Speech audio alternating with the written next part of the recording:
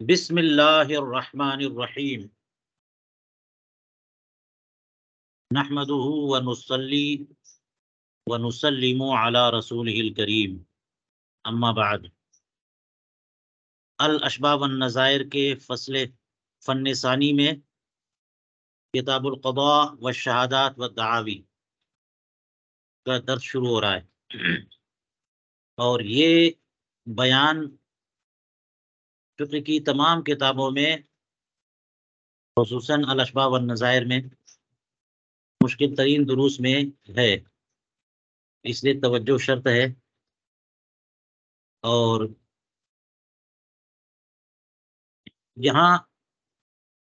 مصنف علام جو کچھ ضوابط بیان فرمائیں گے اور ان کے ساتھ استثناءات،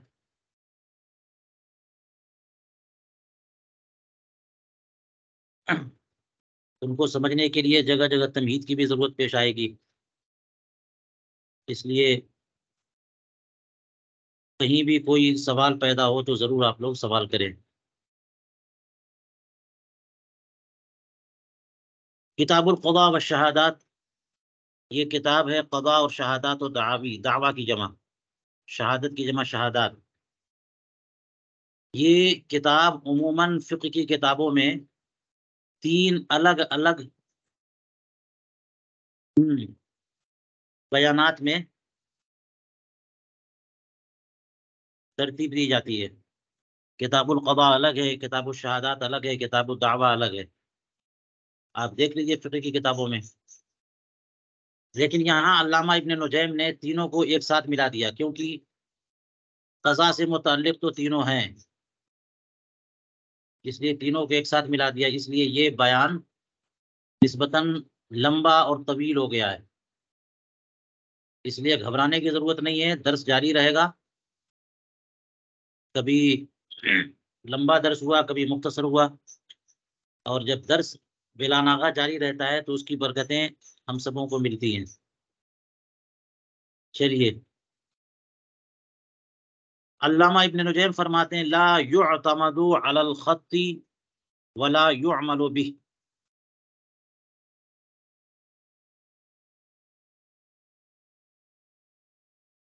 اور اس سے پہلے یہ سمجھ لیجئے کہ قضاء کیا ہے، شہادات کیا ہے، دعویٰ کیا ہے۔ دعویٰ تو یہی ہے کہ کوئی بندہ کسی پر کوئی الزام مالی دے کہ فلاں نے میرا فلاں سامان لے لیا ہے، جس کے کہنے سے دوسرے پر مالی الزام آتا ہو کہ اسے وہ چیز دینی پڑے گی، تو یہ دعویٰ ہے۔ یا پھر یہ کہہ لیجیے کہ خلاف اصل کی جو بات کرے وہ دعویٰ ہے۔ اور تعریف یوں بھی کی جاتی ہے کہ دعویٰ یہ ہے کہ اگر وہ کچھ کہے تو اس سے دوسرے پر الزام آئے، لیکن اگر وہ ترک کر دے تو اس پر کوئی الزام نہ آئے، قاضی اس کو مجبور نہ کرے۔ مدعی جب دعویٰ کرتا ہے تو اپنے دعوے کے ثبوت میں جو گواہیاں پیش کرتا ہے اسے شہادات کہتے ہیں۔ تو یہ شہادت ہے کہ جو امر محسوس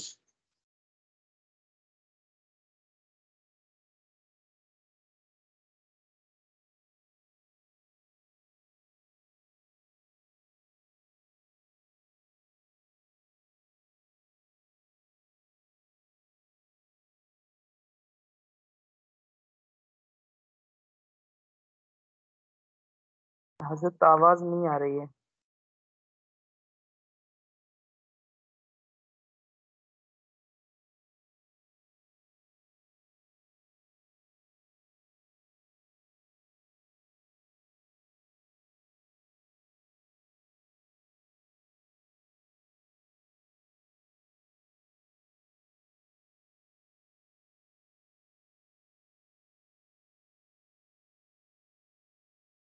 جی آپ لوگوں کو آواز آ رہی ہے؟ حضور اب آواز آ رہی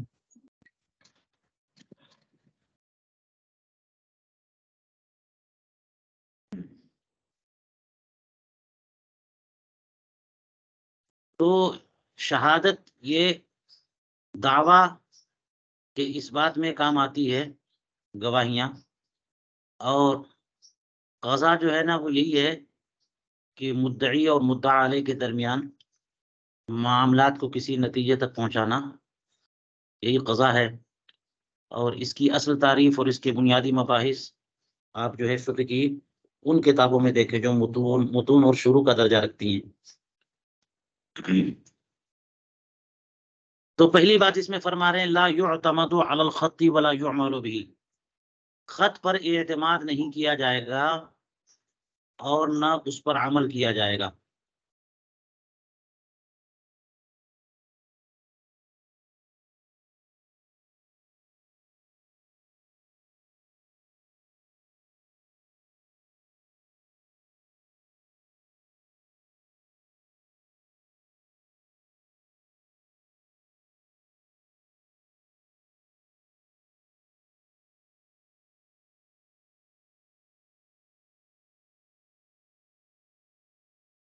حضرت آواز نہیں آ رہی ہے۔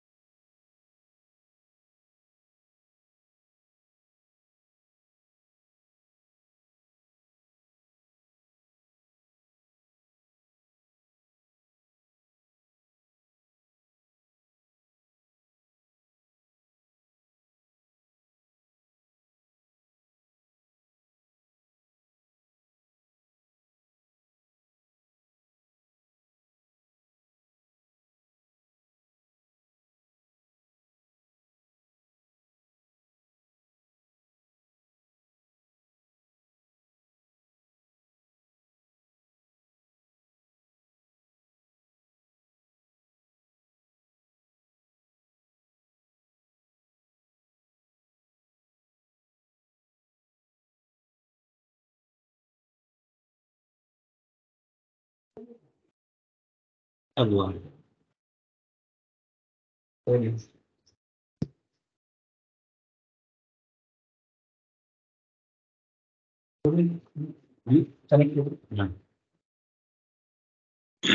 جی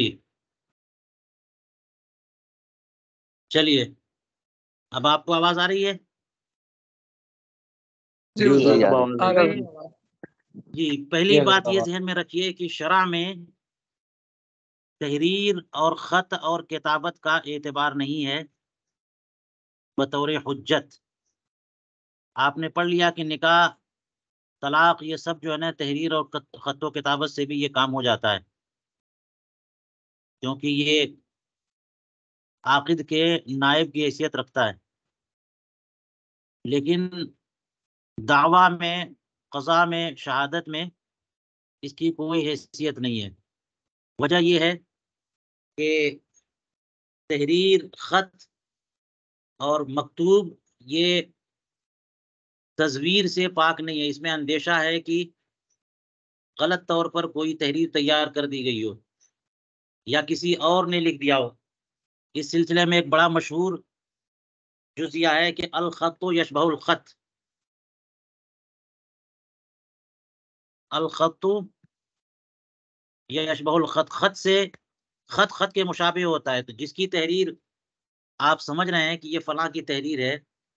لہٰذا آپ اس کی بنیاد پہ کہیں گے کہ ان کا یہ قول ہے، تو یہ بات مضبوط نہیں ہے، کیونکہ کوئی اور بھی اسی طرح سے تحریر بنا سکتا ہے۔ خط میں، تحریر میں نقل کرنا یہ عام سی بات ہے، اس لیے یہ ثبوت نہیں ہے کہ فلاں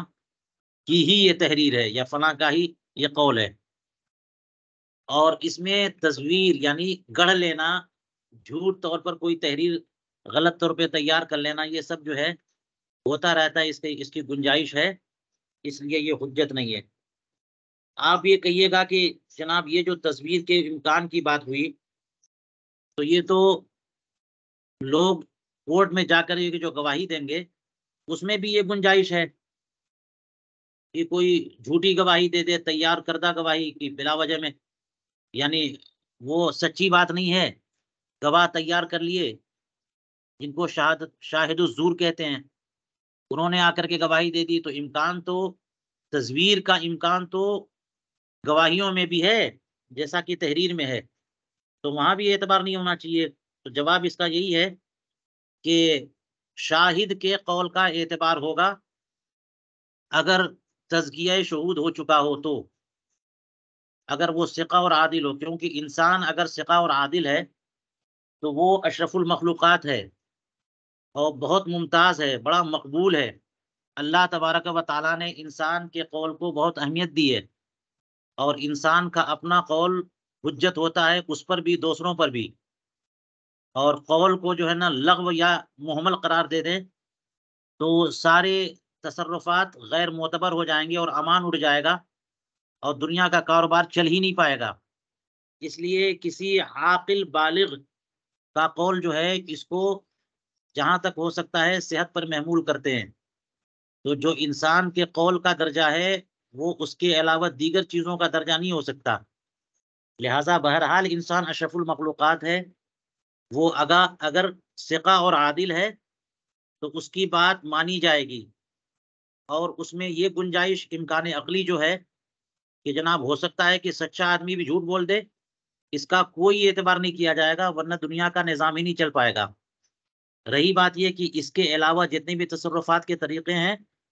ان میں یہ دیکھا جائے گا کہ وہ بالکل سلامت طریق سلیم ہو، یعنی تمام طرح کی تصویرات سے جو ہے نا محفوظ و معمون ہو، تب تو اعتبار ہوگا، اور جہاں بھی گنجائش نکلی ان کا اعتبار نہیں ہوگا۔ اسی وجہ سے ای میل، فون اور میسجنگ ایپس جتنے ہوتے ہیں، اور تار اور خط اور اس طرح سے جو بھی چیزیں ہوتے ہیں الیکٹرانک میڈیا کے ذریعے، ان سب کا کوئی اعتبار شرعاً نہیں ہے، صرف اسی وجہ سے کہ اس میں تصویر ہو سکتی ہے، کوئی گڑھ کر کے دوسری طرف کی طرف منسوب کر سکتا ہے جی، تو اس پر اطمینان نہیں ہوتا، اس لیے شرع نے اس کا اعتبار ہی نہیں رکھا۔ چلیے، تو اس لیے سب سے پہلا ضابطہ مصنف نے یہ بتایا، لا يعتمد على الخط ولا يعمل به، خط اور تحریر پر اعتماد نہیں کیا جا سکتا اور نہ اس کے مطابق عمل کیا جا سکتا ہے۔ اب یہاں پر ایک شرط ضرور میں ذہن میں رکھی جائے کہ مگر وہ تحریر، چونکہ بتا دیا وجہ یہی ہے کہ اس میں تصویر ہو سکتی ہے، کوئی غلط طور پہ کوئی تحریر کسی اور سے تیار کروا لے، کسی اور کی طرف منسوب کر دے، اس وجہ سے، لہٰذا اگر وجہ یہی ہے تو جو تحریر تصویر سے محفوظ ہو اور وہاں گنجائش ایسی نہ ہو، اس تحریر کا اعتبار ہوگا، استثناء میں اس کا ذکر آئے گا۔ چلیے، تو بات یہ ہوئی کہ خط اور تحریر پر کوئی اعتماد نہیں، لہٰذا دستاویز حجت شرعیہ نہیں ہے۔ جیسے آج کل کورٹ کچہری میں کاغذ چلتا ہے، کہاں گواہیاں گزرتی ہیں، صرف کاغذ کام کرتا ہے، پیپر کہتے ہیں نا کہ پیپر بولتا ہے، سارے کام جو ہے نا رجسٹری پیپر یا ڈاکومنٹ یا اس طرح کی جو دستاویزات ہوتی ہیں انہیں کی بنیاد پر جو ہے نا فیصلے ہوتے ہیں، مگر شریعت ان کو قبول نہیں کرتی، شریعت کے نزدیک یہ حجت شرعیہ نہیں ہے۔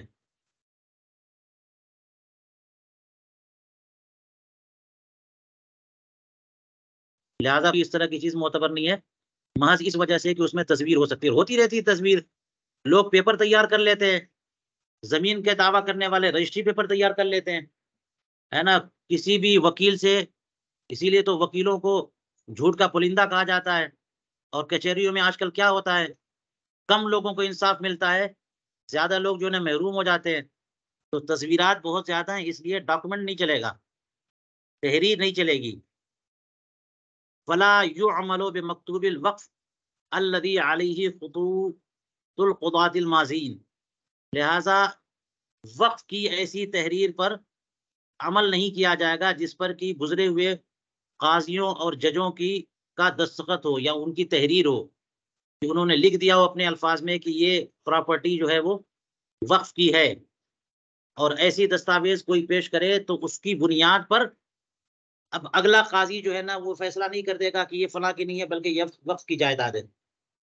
جی، محض اس وجہ سے. لہٰذا ہمارے یہاں جو ہے کتاب القاضی جو ہے اس میں بھی یہ کہا جاتا ہے کہ جب قاضی ایک تحریر لکھ کر کے دوسرے قاضی کے پاس بھیجے تو اسے گواہوں کے ساتھ بھیجنا پڑے گا. آپ نے سنا ہے کتاب القاضی کہ ایک قاضی جو کچھ فیصلہ کرتا ہے وہ دوسرے قاضی کو ضرورت ہو، جیسے چاند کے بارے میں بہت سنا ہوگا، رؤیت ہو گئی تو ایک شہر کے قاضی جو ہے نا اپنی جس طرح سے انہوں نے چاند کا ثبوت دیکھا پایا فیصلہ کیا، وہ تحریر لکھ کر کے دوسرے شہر کے قاضی کو بھیجتے ہیں. تو محض اس تحریر پر کچھ نہیں ہو سکتا. جب یہ بھیجیں گے تو اس کے لیے ضروری ہے کہ 2 شرعی گواہ اس پر مقرر کریں اور ان کو گواہ بنائیں،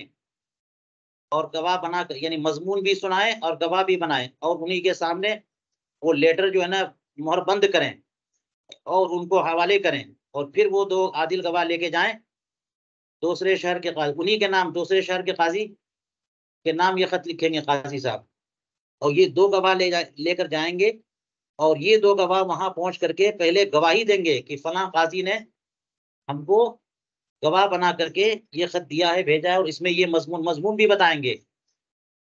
اور پھر اس کے بعد وہ دوسرے والے قاضی صاحب کھولیں گے اور مضمون مطابق پائے تو پھر وہ فیصلہ کر سکتے ہیں. تو یہ دیکھ لیجئے تحریر مفید ہوئی، اس میں کہیں بھی کوئی کمی رہ گئی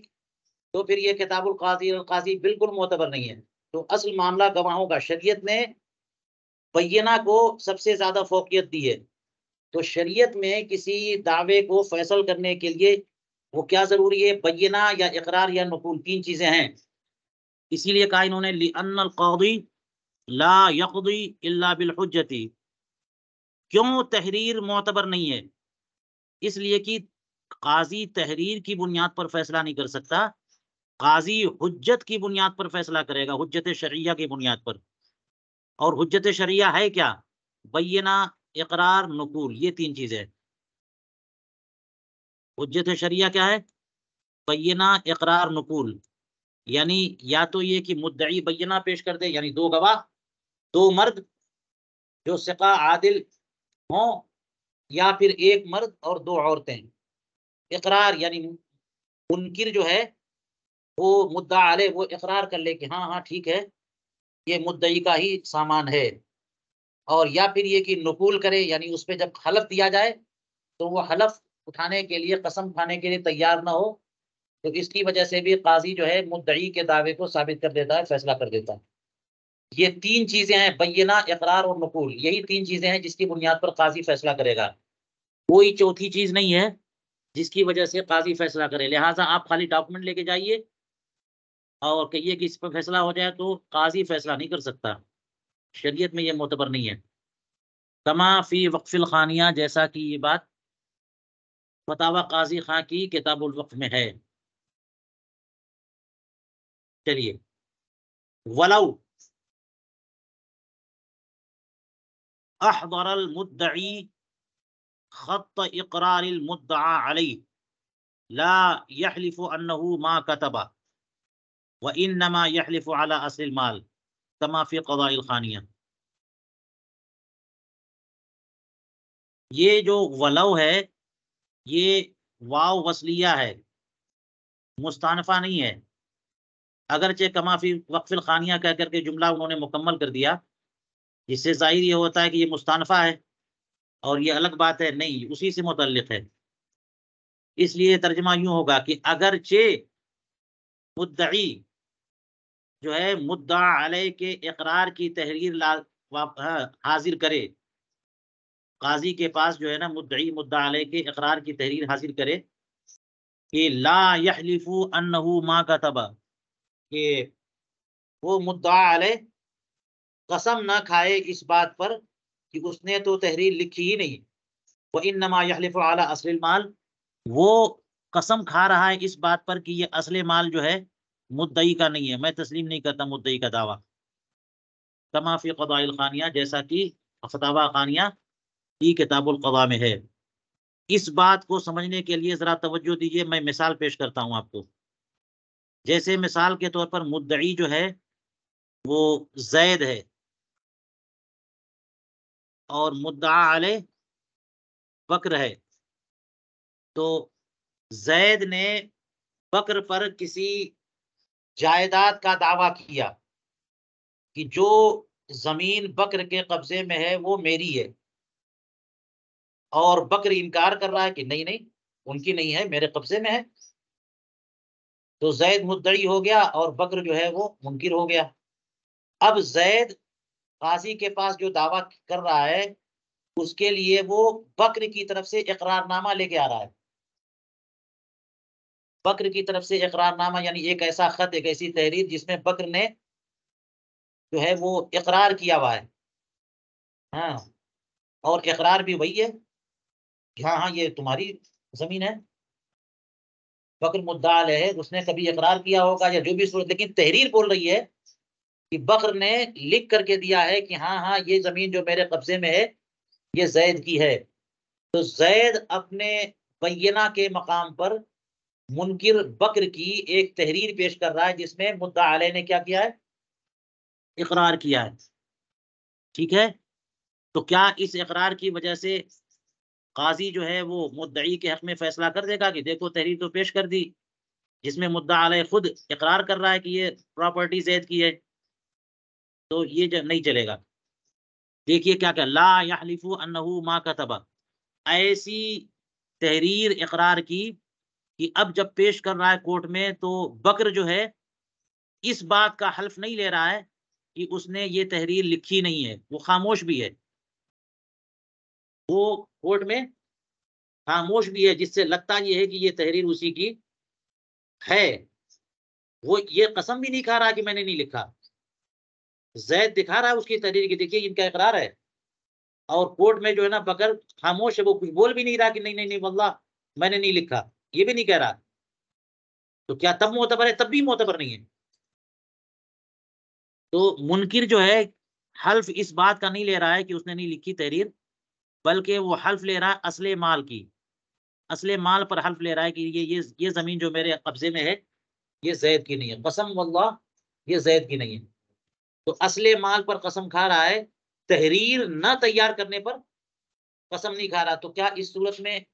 مدعی نے جو مدعا علیہ کا اقرار نامہ پیش کیا اس پر فیصلہ ہو سکتا ہے؟ تو ولو کہہ دیا انہوں نے کہ اگرچہ یہ صورتحال ہو تب بھی تحریر پر اعتماد نہیں کیا جائے گا اور تحریر پر عمل نہیں کیا جائے گا اور تحریر کے مطابق فیصلہ نہیں ہوگا۔ وجہ وہی ہے کہ اس میں تصویر کی پوری گنجائش ہے، اور تحریر جو ہے نا یہ کورٹ میں نہیں چلتی ہے، یعنی حجت کے مقام پر یا اس کی بنیاد پر فیصلہ ہو جائے یہ نہیں ہو سکتا۔ یہاں تو چانسز تھے کہ ممکن انکار بھی نہیں کر رہا ہے، حلف بھی نہیں لے رہا کہ میں نے نہیں لکھا، پھر بھی اس کا اعتبار نہیں ہے، اور یوں اعتبار نہیں ہے ایک وجہ تو میں نے بتا دی کہ تصویر کی گنجائش ہے، اور اصل بات یہ ہے کہ حضور کریم علیہ السلام نے جب فرما دیا کہ البینۃ علی المدعی والیمین علی من انکر، تو کورٹ کا سارا پروسیجر تو حدیث پاک سے ہمیں مل گیا ہے، اب ہم تحریر کیوں اس میں گھسا رہے ہیں؟ قرآن پاک نے بتا دیا، حدیث پاک نے بتا دیا کہ کوئی دعویٰ کرے تو اس کے لیے مدعی، ہاں اس کے لیے مدعی کو کیا کرنا ہوگا؟ گواہ پیش کرنا ہوگا، دو مرد یا ایک مرد دو عورتیں، یا پھر یہ کہ وہ مدعا علیہ جو ہے وہ اقرار کر لے، یا پھر یہ کہ مدعا علیہ پر جب قسم دی جائے گی تو وہ انکار کرے، یہ طریقہ بتایا گیا۔ لہٰذا ہم زبردستی کوئی اور چیز اس میں داخل کریں کہ جناب وہ تحریر پیش کر رہا ہے تو اس کو مان لیا جائے، تو اس کی بنیاد پہ نہیں ہو سکتا۔ آپ کو پتہ نہیں ہے کہ کوئی تحریر پیش کر دی جائے اس میں پوری گنجائش ہو سکتی ہے کہ اس تحریر کے بعد ایک نئی تحریر آئی ہو، چنانچہ ایسا ہوتا ہے کہ کسی نے دعویٰ کیا کسی زمین کا، یہ میری زمین ہے، اور دکھا بھی دیا، پیپر رجسٹری ہوئی تھی، لیکن اس کے بعد جو ہے جو قبضے میں زمین لے کے رکھا ہے اس نے اس سے خرید لی، وہ اس کے نام رجسٹری زمین ہے لیکن پہلے کی بات ہے، تو پیپر تو نہیں سڑے گا، وہ پیپر تو موجود ہے، وہی پیش کر دیا، اور اس کے بعد کیا ہوا وہ بتایا نہیں، وہ ابھی جو ہے یہ منکر جو ہے اس نے خرید لیا اور ابھی رجسٹری نہیں ہوئی، تو خریدنا تو شرعاً پایا جائے گا نا۔ یہ سب وجہیں ہیں کہ جن کی وجہ سے پیپر جو ہے حجت شرعیہ نہیں ہے۔ چلیے اب اسی سے متعلق اور چند جزیات دیکھ لیجیے، کہتے ہیں وفی بیوع القنیہ، قنیہ کی کتاب البیوع میں یہ لکھا ہے اشترا حانوتن ووجد بعد القبض على بابه مکتوبا وقف على مسجد کذا، یہ تحریر لکھی ہوئی ہے، وقف على مسجد کذا یا وقف على مسجد کذا لا يرده لأنه علامة لا تبنى الأحكام عليها۔ فرماتے ہیں کہ کسی شخص نے ایک دکان خریدی اور جب اس پر قبضہ کیا تو قبضے کے بعد اس کے دروازے پر یہ لکھا ہوا پایا کہ یہ دکان فلاں مسجد پر وقف ہے، تو لا یردہ، اس کی وجہ سے وہ رد نہیں کر سکتا، اس کو خیار رد نہیں ملے گا، ہے نا، اختیار نہیں ملے گا کہ وہ بیع کو رد کر دے یا اقالہ کر دے۔ اقالہ تو الگ چیز ہے، اس میں دونوں کی رضامندی ضروری ہوتی ہے، رد نہیں کر سکتا۔ اس کا مطلب یہ ہوا کہ یہ تحریر کی وقف علی مسجد قضا یا وقف علی مسجد قضا، یہ تحریر ہے وہاں پر، اور تحریر کا اعتبار نہیں ہے، اگرچہ مین ڈور پہ یہ لکھا ہوا ہے کہ یہ گھر فلاں مسجد پر وقف ہے، لیکن یہ حجت شرعیہ نہیں ہے کہ واقعتاً وقف ہے۔ جی، وقف ثابت کرنے کے لیے حجت چاہیے، گواہ چاہیے، تو اس لیے جس نے دکان خریدی اور ڈور پہ یہ لکھا ہوا ملا یہ فلاں مسجد پر وقف ہے، تو یہ عیب نہیں ہو گیا کہ جناب اس نے کیسے جائیداد موقوفہ کیسے بیچ دی، یہ عیب نہیں ہے، وہ بیچ رہا ہے، اس کا مطلب وہ مالک ہے۔ یہ تحریر ہو سکتا ہے رات میں کوئی لکھ گیا ہو سکتا ہے کہ کوئی غلط طور پہ لکھ گیا ہو سکتا ہے کہ وہ جو ہے وہ منقوش پتھر جو لگایا جا رہا تھا غلطی سے مزدور نے یہاں سے وہاں لگا دیا ہو سکتا ہے کہ وقف اور وقف کینسل ہو گیا، ہو سکتا ہے کہ وقف کرنے والا مرتد ہو گیا، ہو سکتا ہے کہ وقف کیا اس نے اور وقف صحیح نہیں ہوا، ہزاروں گنجائش ہے۔ اس لیے یہ تحریر حجت شرعیہ نہیں ہے۔ جب بیچنے والے نے بیچا، آپ نے خریدا، تو آپ کی بیع مکمل ہو گئی، صرف اس تحریر کی وجہ سے آپ رد نہ کرو، اس لیے کہ یہ لِأَنَّهُ عَلَامَةٌ، اس لیے کہ یہ جو تحریر لکھی ہوئی ہے مین ڈور پہ، یہ ایسی علامت ہے کہ جس پر احکام کی بنا نہیں ہوتی تحریر پر، بلکہ احکام کی بنا جو ہے نا حجت شرعیہ پر ہوتی ہے، جو یا تو گواہیاں ہیں یا پھر اقرار ہے اور یا پھر نقول ہے۔ وعلی ھذا، اور اسی وجہ پر فرماتے ہیں لا اعتبار بکتابتی وقف علی کتاب او مصحف، کہ کسی کتاب پر یا کسی مصحف شریف پر اگر وقف والی تحریر لکھی بھی ہو تو اس کا بھی کوئی اعتبار نہیں ہے۔ آپ دیکھتے ہوں گے مسجدوں میں قرآن پاک لوگ رکھتے ہیں، ہے نا، اس پہ لکھ دیتے ہیں وقف ہے فلاں کے ایصال ثواب کے لیے، یا پھر یہ کہ لائبریری میں مدرسوں میں لوگ کتاب دیتے ہیں تو کتاب پر لکھ دیتے ہیں فلاں کی طرف سے وقف ہے، تو کسی بھی کتاب پر اور کسی بھی مصحف شریف پر اگر یہ تحریر لکھی ہو کہ فلاں کی طرف سے وقف ہے تو یہ حجت شرعیہ نہیں ہے، علامت ہے، اس لیے لوگوں کو چاہیے کہ اسے وقف ہی سمجھیں۔ ہم لوگ تو وقف سمجھتے ہیں نا، تو وقف ہی سمجھیں، یہ مطلب نہیں ہے کہ حجت شرعیہ نہیں ہے تو اس کو کچھ اور سمجھ لیجئے، جب تحریر ہے وہاں پہ تو اس کو کیا سمجھنا چاہیے، وقف سمجھیں، لیکن یہ تحریر حجت شرعیہ نہیں ہے، لہٰذا اسی قرآن کریم یا اسی کتاب کے بارے میں جس پر یہ تحریر موجود ہے کہ فلاں کی طرف سے وقف ہے، اگر زید نے دعویٰ کر دیا کہ یہ کتاب میری ہے یا یہ مصحف میرا ہے، اور منکر وہ تحریر لے کے آ گیا کہ نہیں نہیں اس کا نہیں مسجد، یا مسجد والے آ گئے کہ نہیں نہیں یہ تو مسجد کے بارے وقف کے لیے تحریر لکھی ہوئی ہے، تو یہ حجت شرعیہ نہیں ہے۔ زید اگر جو ہے نا گواہی پیش کرتے تو اس کو وہ مصحف دے دیا جائے، ٹھیک ہے۔ قل تو الا فی مسئلتین، علامہ ابن نجیم فرماتے ہیں مگر دو مسئلے میں، اور یہ استثناء جو ہے لا یعتمد علی الخط ولا یعمل به سے ہے، پہلے جملے سے، جی اس سے نہیں ہے، آخری والے جملے سے نہیں، الا فی مسئلتین، یعنی تحریر کا اعتماد نہیں، تحریر پر اعتماد نہیں ہے، اور تحریر جو ہے نا قابل عمل بھی نہیں ہے، مگر صرف دو مسئلے میں، اور وہ دو مسئلے کیا ہیں انشاءاللہ ہم اگلے درس میں پڑھیں گے، لہٰذا آج یہیں تک درس کو روکتے ہیں۔